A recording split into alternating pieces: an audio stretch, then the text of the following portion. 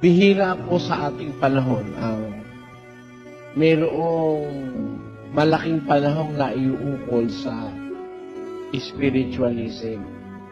Mas marami po sa tao ngayon ang pinagkakaabalahan, yung pagkita ng pera,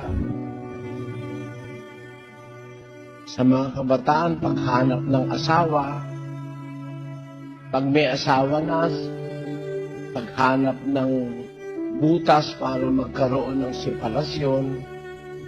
Ayan. At paghanap ng karangalan, pag may karangalan na, may poder na, ayaw nang umalis.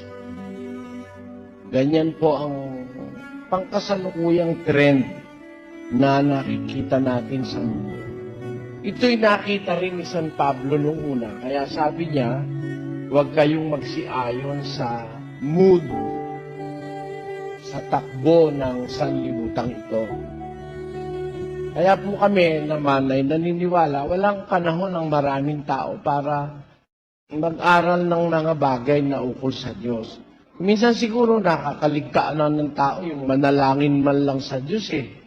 Hindi na siguro nakagagawa ng iba. Yung mag-ukol ng meditation, na halimbawa ikaw sa sandaling oras, 15 minutos magbulay ka kung ano na ang ginawa ng Diyos sa'yo at kung ano naman ang ginawa mo naman para sa Diyos. Bihira na po siguro yung merong ganong mga pagkakataon pang naiuukol sa kanilang buhay.